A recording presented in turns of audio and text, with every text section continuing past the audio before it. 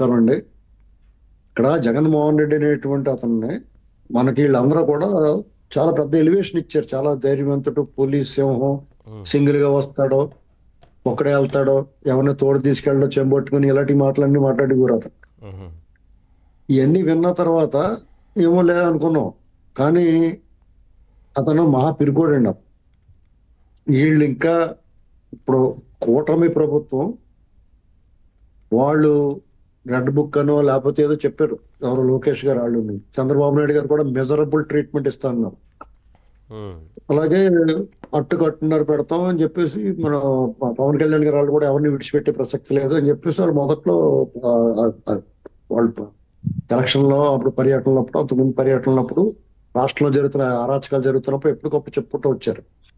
దాంతో వీళ్ళు అధికారంలో వచ్చిన వెంటనే వీళ్ళకి మొదలు పెడతారేమన్న భయం ఉంది లోపల గుబులు వాళ్ళకి. వీళ్ళు ఇంకా పుస్తకం తీయట్లేదు.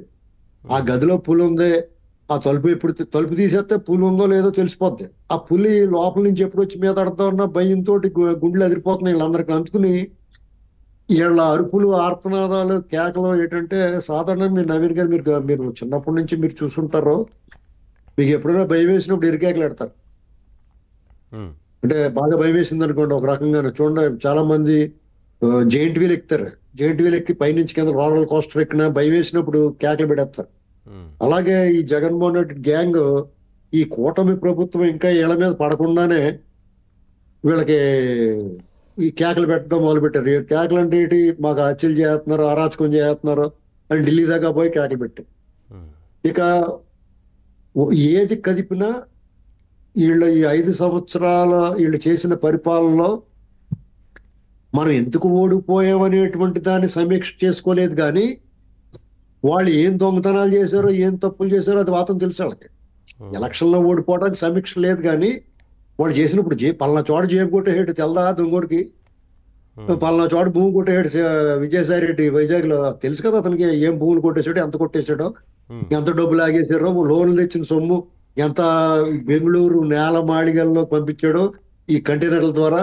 ఎలక్షన్ ముందు కంటైనర్లు వెళ్ళి ఉమ్, ఆ కంటైనర్ లో ఏంటి, ఏం వెళ్ళింది, ఏంటి అనేటువంటి ఎంక్వైరీ వస్తుంది. ఇప్పుడు 1 by 1 ఉమ్, అక్కడ వాళ్ళందరినీ కూర్చోబెట్టి మాట్లాడుతున్నారు. అంతే. ఇప్పుడు ఇమీడియట్ గా వీళ్ళదే ఆయుర్వేద వైద్యం టైప్ అండి. మెల్లమెల్లగా ఉంటది, శాశ్వత పరిష్కారం చూస్తారు వీళ్ళు.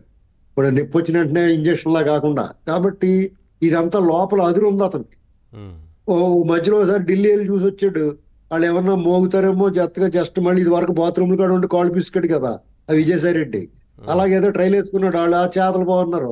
ఇవన్నీ చూసిన తర్వాత ఎప్పుడు వచ్చి మీద పడతారో అన్న భయం ఉంది, ఆ గుబులు ఉంది. కాబట్టి వీకెండ్ వచ్చినప్పుడు కల్లా పారిపోతున్నాడు అక్కడికి. అది కాకుండా పెదిరెడ్డి వ్యవహారం చూశారు వీళ్ళు.